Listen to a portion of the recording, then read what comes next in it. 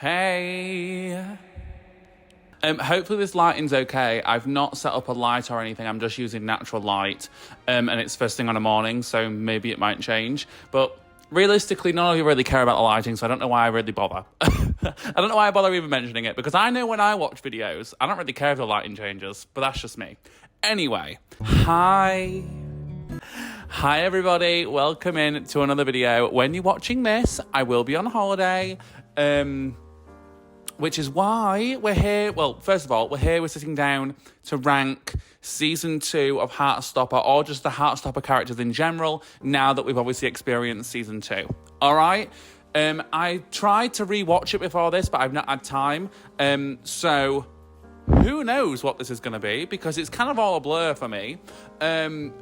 But yeah, thank you first of all for all the love on the videos. You guys have seemed to really enjoy them, so I'm really happy about that. But yeah, one other thing, because I literally leave this evening, I've only got today to edit this video, so it's probably not going to be very edited. It might be quite unedited vibes, so hopefully you can get on board.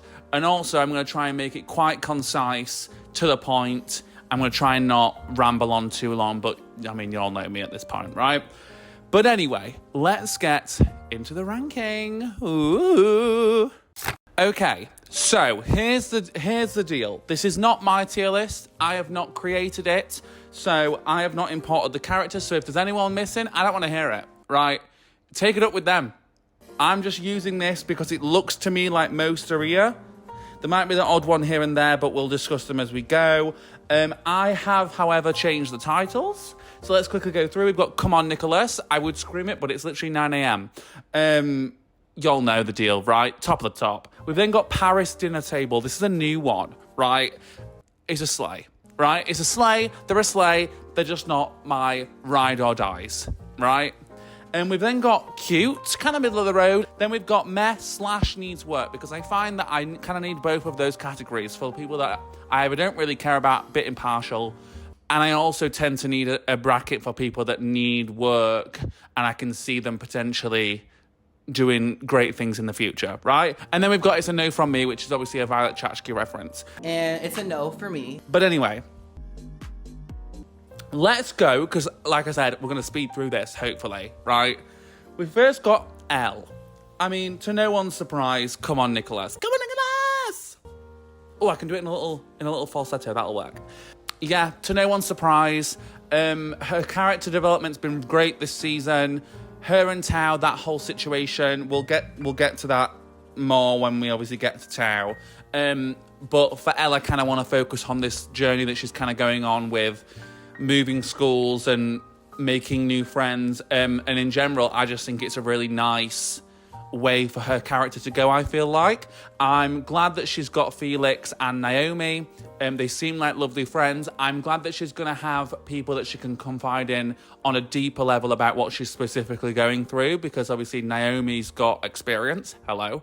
So that's sickening. Very much in support of that, for sure. I also think it's going to be interesting to see the dynamic in season 3 with her not being at Truham anymore, and kind of being like an outsider in the group, and seeing how her and Tao's relationship, how that kind of pans out. Like, I see it not being all sunshine and roses, if I'm completely honest. So there's that. And I also think with Tao and his like issues with change, which once again we'll get into more when we get to him, I think it might be Struggle City. Okay, also in the background, if you can see any of my stuff on there, which you definitely can because I can see them in the viewfinder, we're all going to imagine they're not there, right? Moving on, Tara. I mean, Come On Nicholas. Do you know what? I've got a feeling we're going to have quite a lot in Come On Nicholas, because there's most characters I'm fucking with. So, anyway. So, yeah, she gets Come On Nicholas. I'm almost thinking, do I try and reserve Come On Nicholas for, like, the cream of the crop, you know? Because realistically, we've not had too much development in Tara. She's just been, obviously, a support system for Darcy, which is nice, because that kind of flips from season 1. I'm going to put her in Paris Dinner Table, right? She's sickening. She's fucking sickening. But there's not been any drastic changes, unless I'm forgetting something. It's kind of just been like her and Darcy figuring out what's going on. Yeah, she's a sweetheart. Nothing changes. Nothing's new. Isaac. Come On Nicholas, for sure. And I'll tell you why. Because I am so invested in this story, and I'm so glad that we're getting even more... what's the word?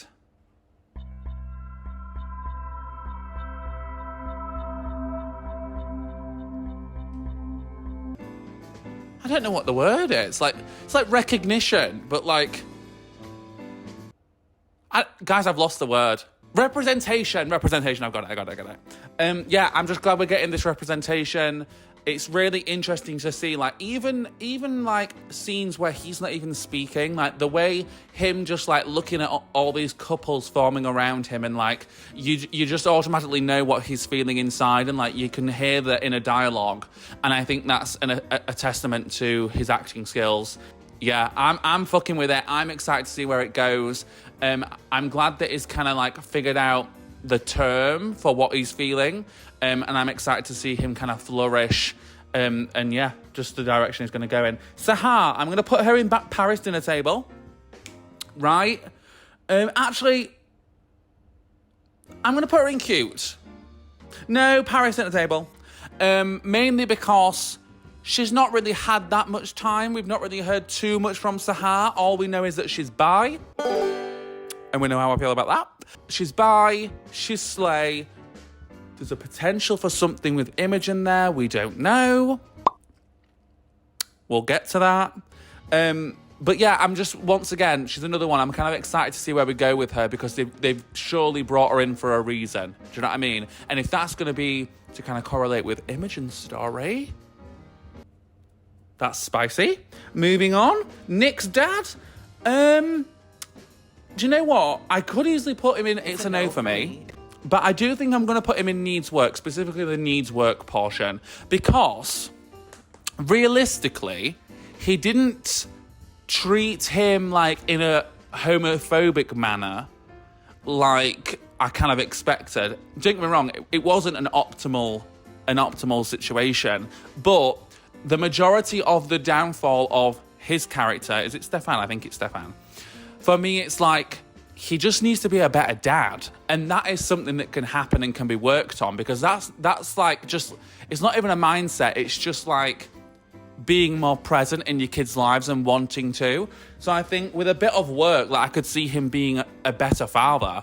But I guess it's just whether we're going to get that or not, I suppose. Next, we've got Naomi.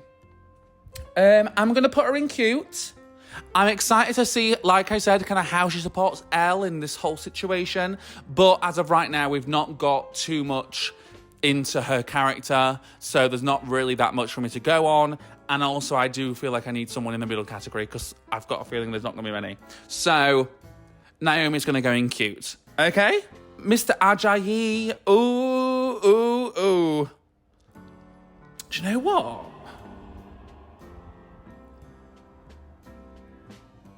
Ooh, I don't know what I'm going to do for Mr. Ajayi.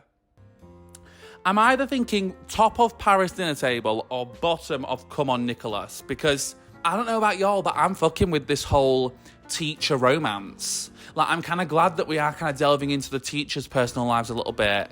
Like, obviously, we got the scene with the coach talking about kind of her experience and stuff. So I hope they continue it, and I hope we get more of it in the third season. I think I'm going to just... I'm going to put him top of Paris dinner table.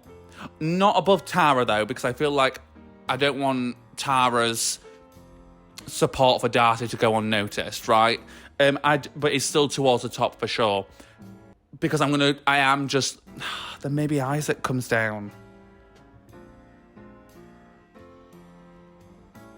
I'm thinking, do I be strict and really just keep Come On Nicholas for the bays? I think I'm gonna. I think Isaac's gonna come down and go above Mr. Ajayi. Because he's on the route, guys. He's on the route to Come On Nicholas for sure. Same with Tara. She's kind of around the area. Elle, she is Come On Nicholas, absolutely. Ben.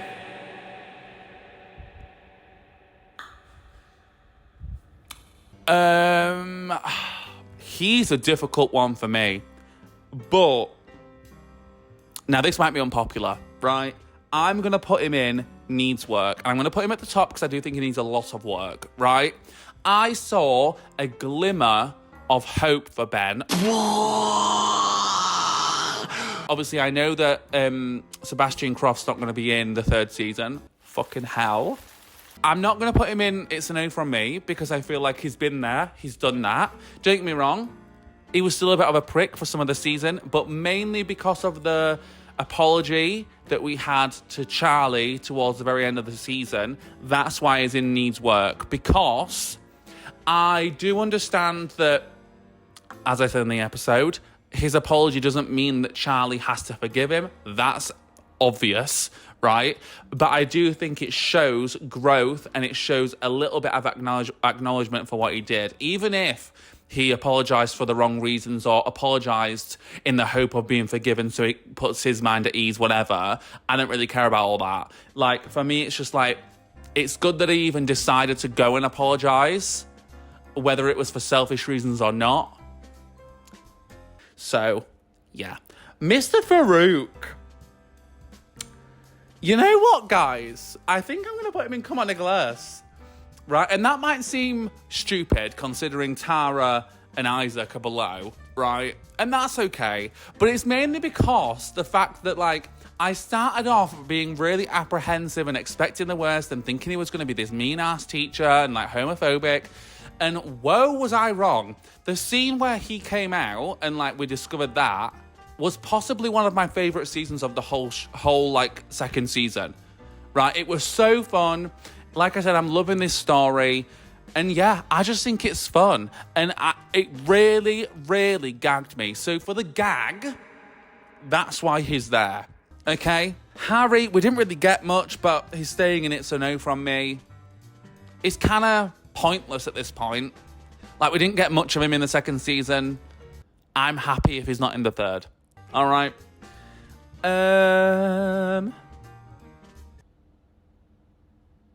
Why can't I remember his name?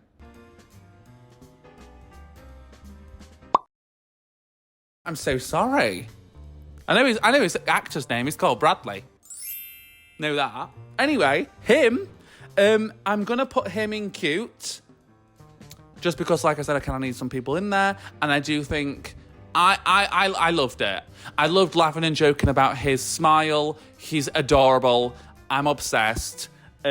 I just don't know how much more we're going to get of him moving forward, because I feel like the whole point of his character was to help Isaac kind of discover more about himself. So I'm not sure how much more we're going to get of him. And I wish I could remember his name, and that's really embarrassing. Anyway, moving on. Gym teacher, I'm going to put her in cute because we didn't really get much of her. We got a bit of her backstory, which was warranted. David. Oh, y'all know. It's a goddamn fucking no for me. There's no amount of work that could forgive the shit that he pulled this season. The amount of homophobic shit that he spewed. The dinner scene where Nick had to come out to his father because of David was one of the most fury-inducing scenes that I've ever witnessed. Like, more than the shit that Harry used to pull. Because it was so personal and David was meant to be a part of his family, you'd think that he'd understand a little bit more and he'd want the best for his brother and he'd not want his brother to be under so much stress, when realistically he's older than Nick by several years. He'll know how much of a big deal it is, or know how hard your teenage years are. You'd like to think that he wouldn't want to make it worse for his brother, but no. Fucking no. He's a prick, he's an arsehole, and I hate him, and I hope we never see him again, right? It doesn't need to come back. He can stay wherever he goes. Was it Germany or something? I'm not sure. Or Ireland? I don't know. Anyway, Charlie. I mean, come on. Come on, Nicholas! The development is, like, crazy. The shit he's been through, crazy. My heart goes out to the guy. Once again, like, he's literally harmless. He stood up for himself this season more, like, spoke back and chatted back to Harry and stuff when they were being pricks. Is coming into his own, is reclaiming his time a little bit, is gaining a bit of confidence, I feel like. Obviously, he stood up for himself with Ben, Love it. I'm loving seeing Charlie be a bit more fucking corner. Do you know what I mean? Loving that. So, yeah, come on, Nicholas. Can't wait to see how things pan out, I guess. I don't know. Because I tell you what, Struggle City should be Charlie's middle name, right? Anyway, Charlie's mum, I'm going to put her in It's a No. I'm going to put her below these, but I don't like her. She's an uptight, snotty little bitch. And I know a lot of people were like, well, Brad, that's just good parenting. I don't give a flying fuck, right? We're here for Nick and Charlie being together and the little intimate scenes. The more they keep them away from each other, the less we're going to have progression here. Because, guys, this has been 2 seasons of, like, kissing and, like, a bit of nudge, a bit of sparks. I'm ready for a bit more. And maybe to be fair, actually, no, it's actually kind of interesting that they're not. And it's actually quite kind of nice and kind of refreshing, actually. So ignore what I just said, because this doesn't need to turn into euphoria. Anyway, Nicholas! I mean, come on. Y'all know. There's not much to be said, guys. I'm sure you could have called that, right? He's sickening. He's been very supportive. The conversations that him and Charlie had this season were honestly maturity like I've never even fucking known, right? Like, people my age ain't chatting as well as they did. Tao's mum, you know what? Come on, Nicola, she's going above Mr. Farouk. She is, right? She is. Is she? No, yes, she is. I need to close this door because my washing machine's working. Yeah, she is, right? Mainly because she came into her own. Right, and I know people are going to be like, Brad, but why are Tara and Isaac still below them? I get it, I understand your thing, but it's mainly because I'm kind of waiting to see where they go. To be honest, no, you know what, I feel bad, so I'm moving Isaac. Isaac's going there because he's had a lot of development this season also, right? Isaac's had loads of development. Oh, I'm putting him above L, actually. I'm kind of putting the people in like Paris Dinner Table that are like sickening, but I'm waiting for even more development into their character. Or from season 1 to season 2, like, have they had much development? Do you know what I mean? Whereas the people in the top are like the newcomers, they've got me going, or like the characters that have really come into their own, you know, that kind of thing. So yeah, Tao's mum, absolute icon. That's what you want from a mum. That's what you want from a parent. She's sickening. There's no questions asked. Whatever makes her son the happiest, she don't give a flying fuck. She just wants him to enjoy his life, enjoy who he's surrounding himself with, and that's it. That's literally the beginning and the end of it. And I think that's how all parents should be, right? I will never understand why some parents decide to have children only to then force them and mold them into something that they see for them. Like, why put more pressure on your kids than you need to? Do you know what I mean? This guy, I can't remember his name, but I'm kind of using him as, like, in general, the rugby lads, because the rest of them aren't on here. And I'm going to put them in cute, right? Because they weren't mean to him. They accepted what he had to say. They didn't care. They weren't homophobic. It's kind of the bog standard base level that we could expect, right? Charlie's dad, I'm going to put him in cute. He's a supportive father. It's what Stefan wishes he was. He's not a prick with it. Do you know what I mean? Like, don't get me wrong, he still put a ban on the sleepovers, right? So I'm a bit bitter about that. But he's not a prick with it. And, like, I hated what she was saying when Charlie told them that Nick was his boyfriend. Like, she was shocked because of the stereotypes that gay people have to be flamboyant or, well, feminine, that whole thing. Like, obviously I know Nick's not gay, but that's where she was going, right? Like, she was shocked because he was typically a lad's lad, and of course, lads can't be gay or bi or whatever, right? Hated that about her character also, that's why she's down there. Whereas he wasn't like that. Tao. I'm going to put him up here. Come on, Nicholas, because I actually liked him this season. I remember the first season, it kind of irritated me. This season, I actually do kind of live. He's had a lot of growth. We got more into his backstory about his father, and that kind of explains a lot of his actions in the first season, if you ask me. Him and Elle, they're flourishing. Yeah.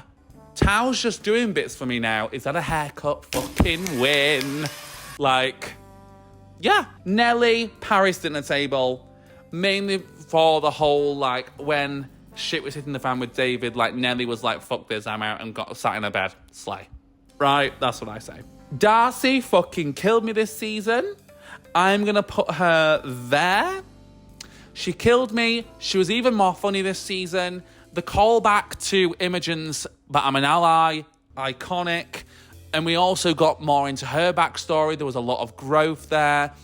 The whole scene with her and Tara at the end where like they finally said they loved to each other. All about her family. Like, I'm just not excited to see where that goes because her mum seems like a fucking piece of work.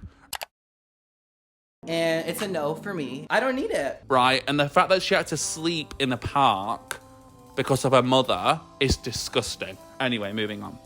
Olivia Colman, I mean, she's always an icon. I'm going to put her there. Paris Dinner Table. Tori, you know what, guys?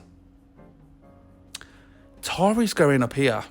Tori's going in. Come on, yes! She is. Because she's a supportive sister. I see a lot of my sisters, specifically one of my sisters in Tori. Not so much the depressing, angsty type. The wanting the best for the brother. Understands how hard it is being gay, being different, coming out, that whole thing. Will go to bat for their sibling. I see a lot of my sister in her. And I love it. The acting chops on, I don't know what the actress's name is crazy. Like the scene where, in the first episode, I think, where Charlie was talking about, obviously, like him protecting Nick and like the way Tori acted that scene, wow, incredible. And yeah, I just think she's a really interesting character. And I mean, also, standing up to David, that alone, right? Am I right? That alone will do it. Felix is going to go with Naomi. Cute. Guys, plot twist. Now, this might be absolutely ridiculous. I think I have to. Because she has gone from irritating me in the first season, right? And don't get me wrong, I was a bit harsh on her in the first season.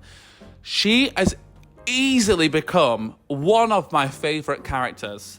Don't get me wrong, her, Nick and Charlie are kind of are on a level for me.